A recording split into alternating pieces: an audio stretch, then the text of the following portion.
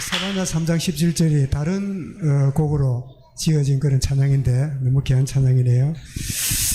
네, 우리 웨스트민스터 대의리 문답 52문을 먼저 읽고 말씀 받겠습니다. 제22문 52문 그리스도께서 그의 부활에서 어떻게 높아지셨는가요? 그리스도께서 그의 부활에서 높아지심은 그가 사망의 매개에서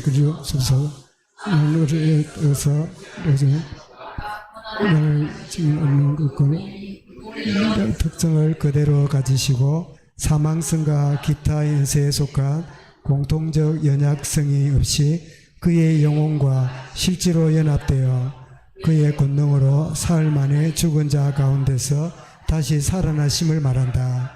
이로써 하나님의 아들이심과 하나님의 공의를 만족시키시고 사망과 사망의 권세에 잡은 자를 정복하신 것과 산자와 죽은 자의 주가 되심을 친히 선포하셨다. 그가 공적 인물로서 자기 교회의 머리로서 하신 모든 것은 믿는 자들을 칭의하시고 은혜로 새 생명을 주시고 원수들에게 대항하여 이기게 하시고 마지막 날에 그들을 죽은 자 가운데서 다시 살리실 것을 그에게 확신시키시기 위한 것이다. 이게 높아지심의 표현이란 말이죠.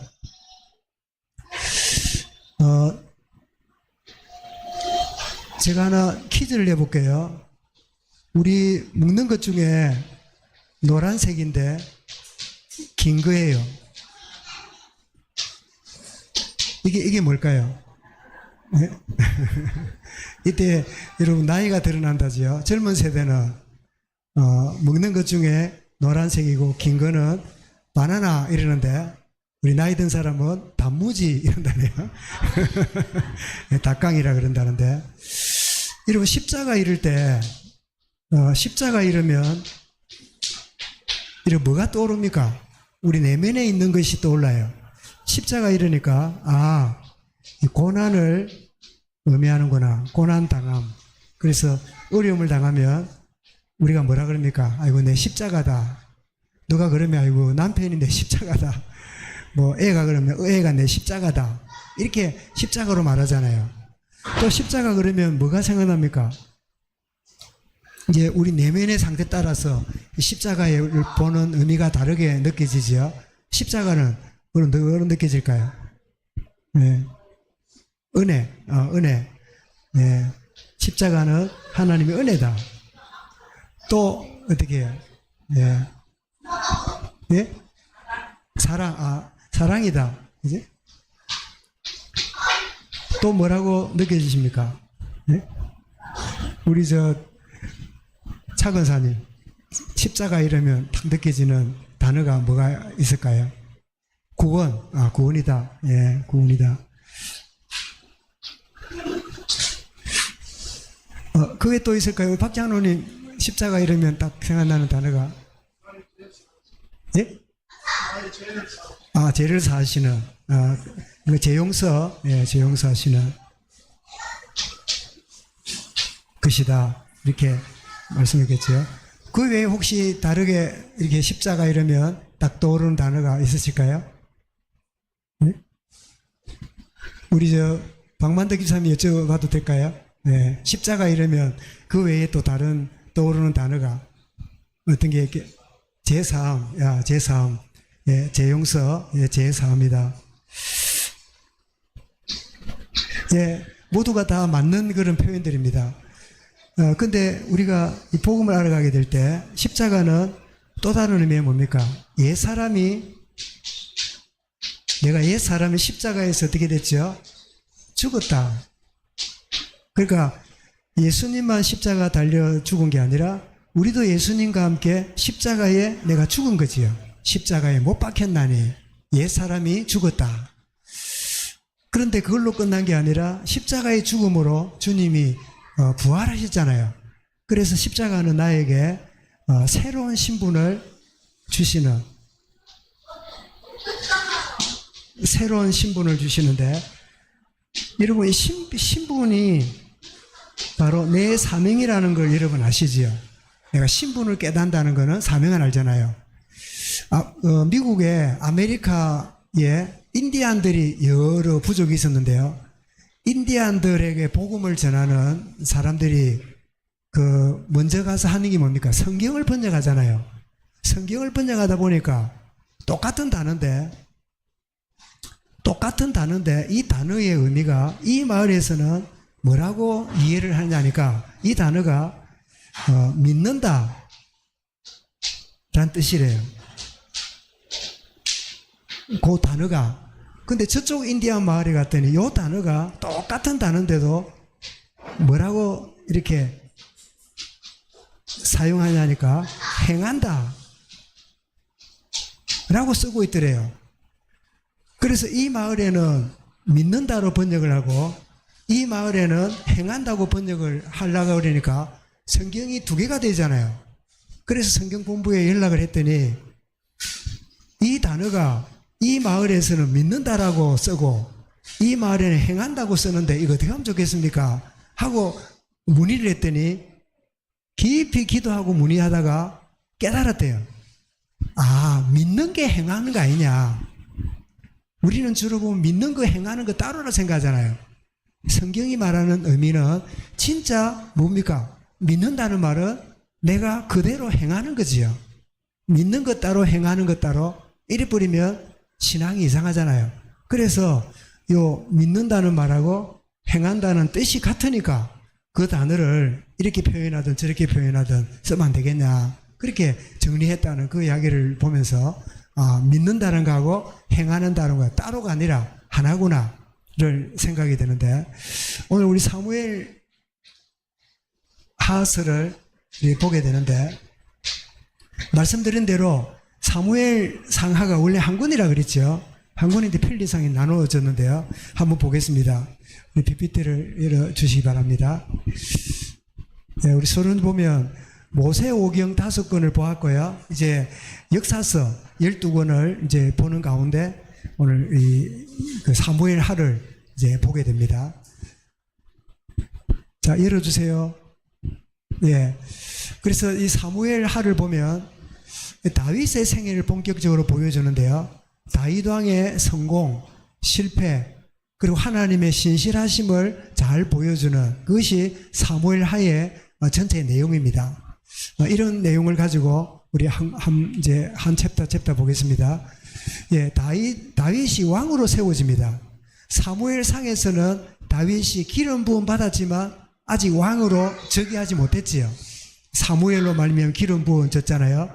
기름 부음 받아졌는데 오랜 세월 동안 사울 왕의 핍박과 어려움이 있었지만 그가 기름 부은 자를 건드릴 수 없다 해가지고 피하다가 사울이 죽은 다음에 이제는 다윗이 왕이 되는데 처음에는 유다 지파의 왕이 됩니다. 7년 반 동안. 왜냐하니까 사울 왕을 지지했던 이 지파들이 다윗을 왕으로 받아들이지 않았어요.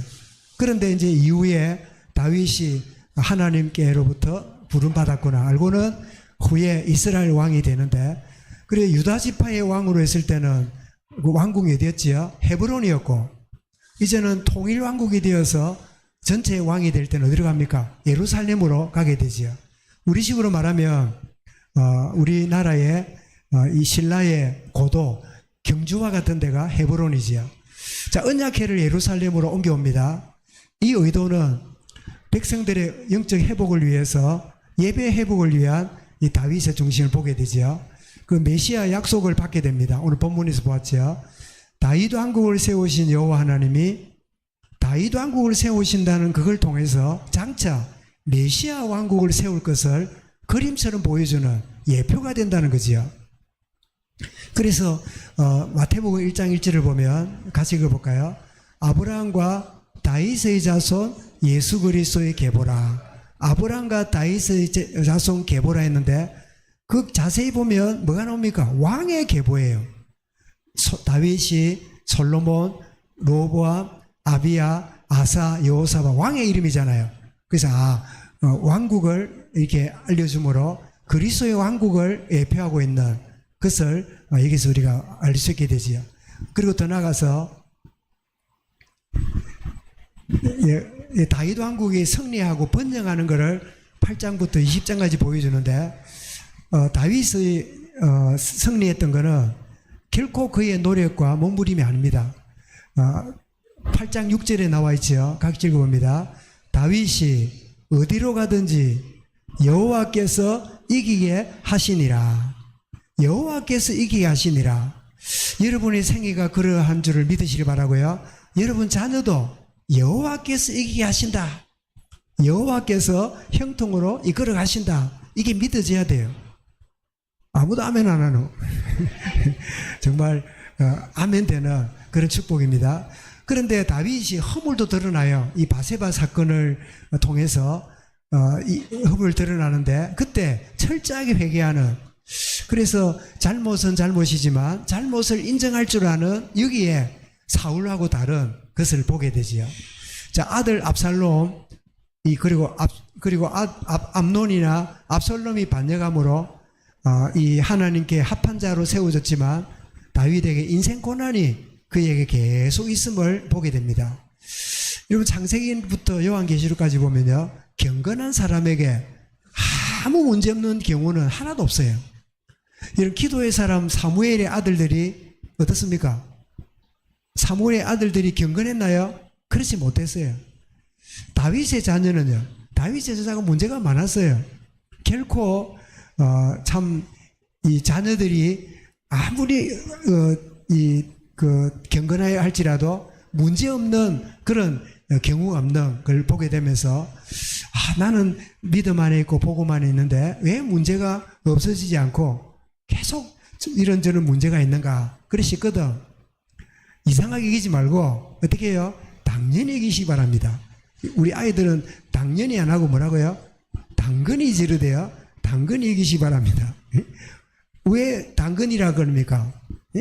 근데 아이들은 당근 안 먹잖아요. 다 빼내잖아요. 말로는 당근이라 그러는데 고난도 함께 있다. 여러분 하나님은 사랑이시지만 공의의 하나님이심을 보여주는데, 아까 제가 십자가를 썼지만은 여기에 하나님의 사랑과 은혜 구원되어 있으면서 여기에 십자가는 하나님의 공의가 또 한편에 있음을 알지요. 뭡니까? 모든 죄인은 십자가에 죽듯이 죽어야 되는 게 우리 인생의 결론이에요. 그런데 그 십자가를 하나님의 공의의 심판을 주님이 대신 짊어주시는 십자가는 하나님의 공의가 드러난 걸 보게 되지요. 그 결과가 우리에게 은혜와 사랑으로 드러나는 거죠. 그래서 십자가는 하나님의 사랑과 공의가 동견양면처럼 나타난 것이다 하는 걸 알게 됩니다. 그 다음 더 나아보겠습니다. 오실 메시아 왕국을 예표하는 다윗 왕국을 이제 21장부터 24장까지 보여주는데, 하나님이 이 3년 동안 비가 오지 않는 가운데 하나님이 다윗이 물으니까 지시를 하십니다. 그게 뭐냐니까 사울 시대에 기브온 거민이 억울함을 당했어요. 그래서 억울함을 풀어주는 일을 다윗에게 지시하십니다. 이게 굉장히 우리가 이 복음으로 이해하기가 아주 어려운 본문인데요. 그래서 기브온 거민을 이 사울 왕이 억울함을 이렇게 당하게 했으니까 그 사울 집안의 몇몇을 불러내 갖고 생명을 취함으로 기브온에 이게 있는 억울함을 풀어주는 이런 모습을 보면서, 우리 왜 이 정권이 들었으면 자기가 옛날에 정권 잡기 전에 당했던 어려움을 보복 정치하는 것을 우리 많이 보잖아요. 특별히 한국이 그런 경우가 많잖아요. 그래서 국민들을 대상으로 이 원한을 푸는 이런 정치들을 하는 거는 참 너무 식상하다. 그거는 참 안타까움을 우리 느끼는데, 그게 가하다는 뜻인가? 되게 사울 왕 때 억울함 당했다고 저렇게 원한을 풀어주는 저런 부분은 지금도 이렇게 해라고 하는 의미가 아니라 구약 시대에 그 시대에 한정적으로 그 기브온 거민의 아픔을 풀어주는 그런 의미로 받아야지, 보편화되어서 그러니까 우리도 저렇게 해도 된다 그렇게 말하기는 곤란한 그런 좀 본문입니다. 자, 다윗이 이제 인생을 마무리하면서 성전가를 부르는데 그 성전가를 어떻게 부릅니까? 여호와는 나의 반석, 나의 요새, 나를 건지시는 자, 나의 방패, 나의 피할 바위. 그가 왜 이렇게 자연을 빗대 가지고 하나님을 찬양했을까요? 예? 이런 사람이 이런 시인들과 이 예술가들과 문학가들 보면요, 자기가 접한 것들이 작품으로 나오는 거 아시지요? 그 세르반테스가 뭘 지었습니까? 돈키호테라는 이 작품을 냈잖아요. 그래서 세계적으로 제일 많이 번역된 책이요, 성경 다음으로 많은 책이 돈키호테라네요. 그 스페인의 그 세르반테스가 지은 그 책요. 그런데 읽히기는 그리 많이 안 읽힌대요. 번역은 많이 됐는데. 근데 돈키호테 여러분 그 주인공이 누굽니까? 응? 돈키호테지, 그죠? 돈키호테가 갑자기 자기가 기사가 됐다고 이래가지고 산초라는 자기 그 부하를 데리고 이제 그 당나귀를 타고 떠나잖아요. 떠나다가 큰 적을 만났어요. 적이 뭡니까? 풍차입니다. 저 풍차는 저거는 큰 악의 물이라. 그래 풍차하고 막 싸우고 막 이런 막 해프닝이 벌어지다가 나중에 결국은 자기가 큰 이 기사인 줄 알고 이랬다가 어디 가서 실컷 얻어맞고요, 병들어가 집으로 돌아가요. 돌아가가지고 깨닫기를, 내가 아무것도 아니었구나. 아무것도 아닌데 내가 허풍 부리고 살았구나 하는 걸로 소설이 끝난다. 뭐 그러는데, 정말 그 시대가 엄청난 어려움과 고난이 있다 보니까 사람이 그 상상력이 풍부해가지고 돈키호테 같은 거를 만들어서 사람들에게 막 이게 재밌게 만드는 것처럼, 다윗도 수많은 산과 들과 자연 속에 있다 보니까 하나님을 그런 표현으로 표현하고 있음을 보게 되지요. 그러면 여러분의 형편 속에서 하나님을 찬양하는 단어가 다 있겠지요. 그죠? 여호와는 나의 피할 바이시다 이러면 바위를 모르는 사람은 이해가 안 되잖아요. 그러면 여러분은 뭐라고 표현할 수 있을까요? 여호와 하나님은 나의 보스다, 나의 의지할 자다, 뭐 이런 식으로 이렇게 단어를 쓸 수 있겠지요. 한번 우리 모두는 하나님 앞에 이 시인들입니다. 그래서 아이들이 태어나면 모두가 뭐로 태어난답니까? 아이들이 클 때 제일 먼저 뭐 합니까? 아무 때나 낙서하지요. 그래서 미술가로 태어났기 때문에 그런데요. 두 번째로 아이들이 그냥 못 읽고 뭐 합니까? 막 떠들고 막 말하는 걸 좋아하지요. 노래하는 거. 태어날 때 다 가수로 태어난대요. 모두가 미술가로, 모두가 이 가수로 태어나는데, 그러니까 못 먹고 산다고 막아가지고 그게 없어졌대요. 그래서 마음껏 놀고 운동하고 그림 그리고 노래하고, 그게 초등학교 교육이 돼야 돼요. 근데 뭐 초등학교에 너무 과목이 많아가지고 아이들을 막 이렇게 억압하고 이러는데, 어쨌든 다윗이 마음껏 하나님을 찬양을 보게 되고, 그러면서 이제 그 자기가 허물 있고 지은 죄를 해결할 때 아리오나 타작마당에서 번제를 드리려고 결정했잖아요. 그리고 아리오나가 이 왕이 드리는 번제를 드리니까 이 땅을 그냥 드리겠다고 이러니까 다윗이 뭐라 그럽니까? 내가 값을 주고 내게서 살이라. 값 없이는 내 하나님 여호와께 번제를 드리지 아니하리라 라고 하면서 하나님께 값진 희생을 드리는 이 원리에서 모든 예배의 순서 중에 뭐가 있다고요? 헌금 순서가 있는 거예요. 수요 예배든 무슨 예배든 간에 예배를 드리면 예물을 드리는 게 바로 여기에, 내가 값 없이는 번제를 예배를 드리지 않겠습니다. 여기서 원리가 나왔음을 우리 교회가 실행하고 있죠. 그러면서 다윗이 23편 3절부터 5절까지 이런 부분을 보게 되는데 읽어보겠습니다. 의로 다스리는 자, 하나님을 경외함으로 다스리는 자는 돋는 해의 아침빛 같으리라. 하나님이 다윗을 쓰시는 것은 오실 메시아를 내다보는, 그래서 마태가 깨닫고는 아브라함과 다윗의 자손으로 예수 그리스도가 오셨다 하고 다윗을 이렇게 그리스도의 예표로 이렇게 연결하고 있음을 보게 되지요. 자, 우리 그래서 받게 되는 교훈을 보겠습니다. 받게 되는 영적 교훈은, 자, 읽어보겠습니다. 첫 번째 메시지는 시작. 하나님은 자기 사람을 자기 때에 세우시고 사용하신다는 메시지. 그죠? 하나님은 자기의 때에 자기의 사람을 들어 쓰신다. 그런 의미에서 저와 여러분은 이 시대에 하나님께 부름받았고 하나님께 쓰임받는 하나님의 사람이에요. 아멘. 아니, 내 같은 게 아닙니다. 참 하나님이 나를 사용하시는 하나님의 사람이 되었다. 그 메시지를 받아야 되겠다. 두 번째입니다. 읽어봅니다. 우리는 오늘 매여 살지만 하나님의 영원한 시간 속에 언약을 반드시 이루신다는 메시지. 여러분, 아래 그 히스기야가 죽어야 될 때를 이제 알고 그 이사야를 보내갖고 네가 죽을 거니까 신변을 정리해라. 그랬더니 이 히스기야가 아, 그렇습니까? 알겠습니다. 하나님께 생사는 달린 거니까 그래 받아들이지 않고 어떻게 합니까? 그 이야기를 듣더니 통곡을 하고 하는 기도합니다. 막 통곡을 하면서 하나님, 내가 하나님 앞에 의롭게 산 거 기억해 해달라고 막 그러면서 기도하니까 하나님이 15년 생명을 연장시켜줘요. 그런 경우 처음 봤잖아요. 성경에 그런 경우 없거든요. 15년 연장시킵니다. 15년 연장시키는 게 히스기야가 살고 싶은 그 마음을 채워줬냐 했더니 알고 보니까 히스기야가 15년을 살던 가운데 이제 지낸 다음에 죽습니다. 죽을 때 그 아들 므낫세가 왕이 되는데요. 그 아들이 나이가 얼마냐면 12살이에요.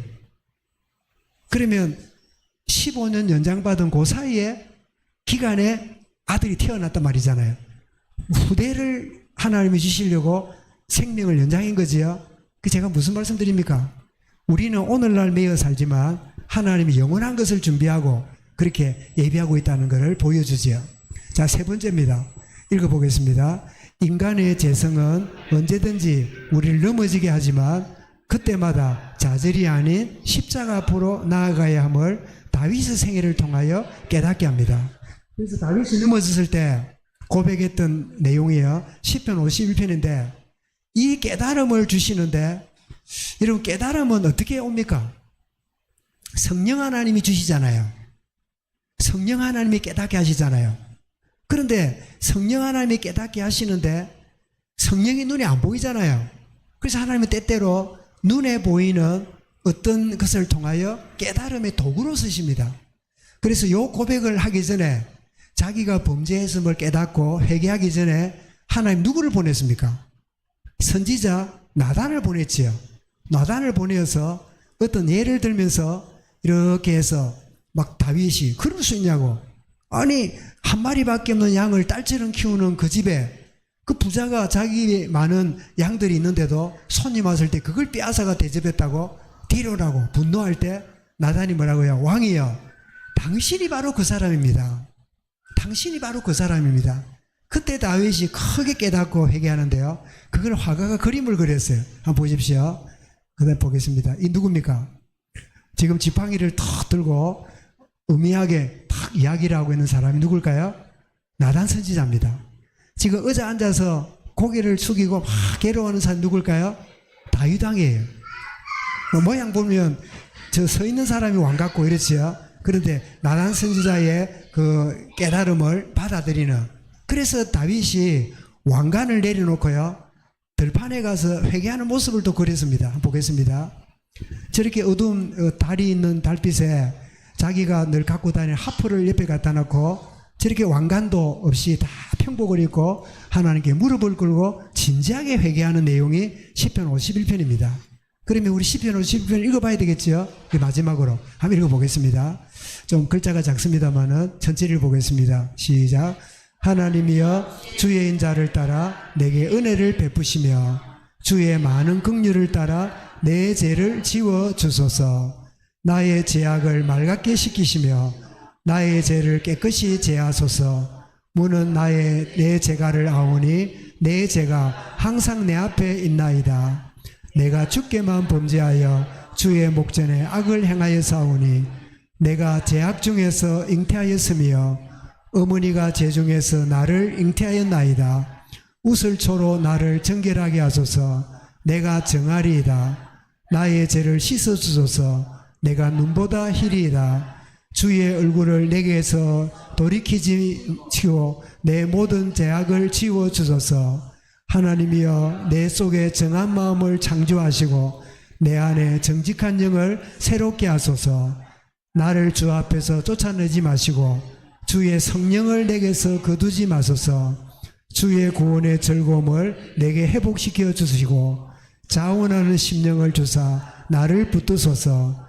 그리하면 내가 범죄자에게 주의 도를 가르치리니 죄인들이 주께 돌아오리이다. 기도하는 중에요, 세 가지를 고백합니다. 첫 번째 뭐지요? 주의 성령을 내게 거두지 마시도록, 주의 성령으로 인도하시도록. 두 번째 뭐지요? 주의 구원의 즐거움을 회복시켜 달라고. 세 번째 뭐지요?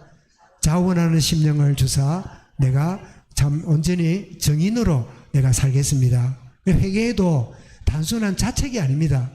여러분, 후회하고 회개가 뭡니까? 후회는 내가 어렵다는 걸 인정하는 거예요.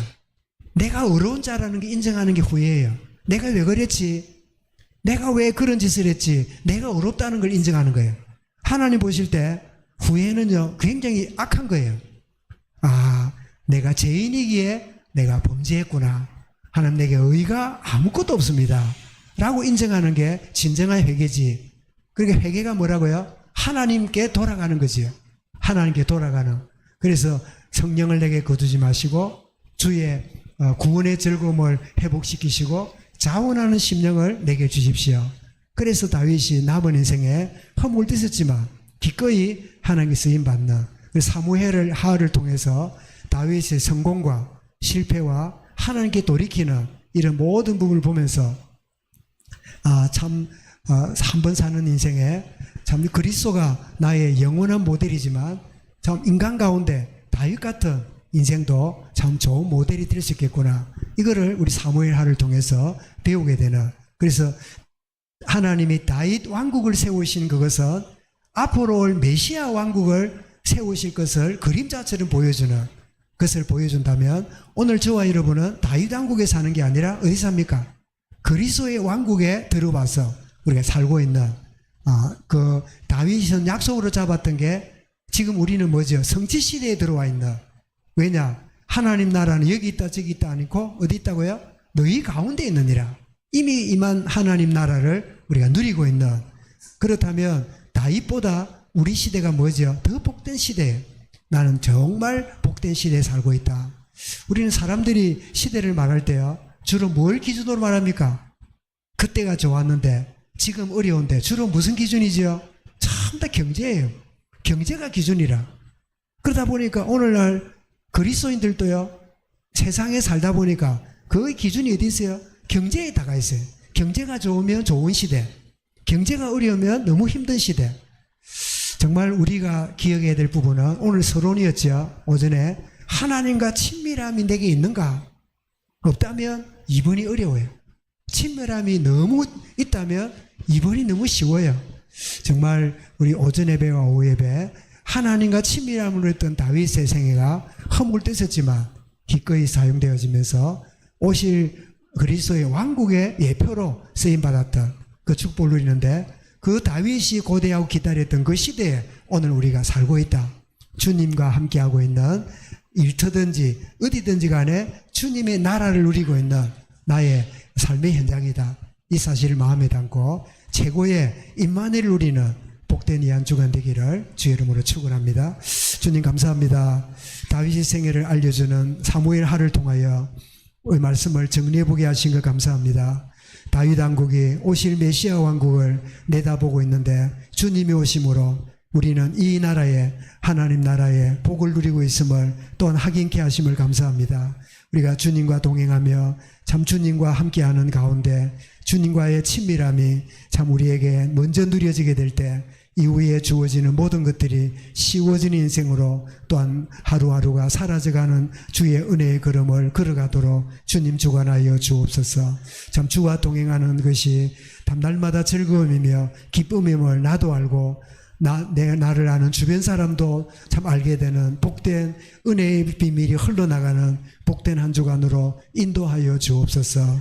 감사드리며 예수 그리스도 이름으로 기도드리옵나이다. 아멘.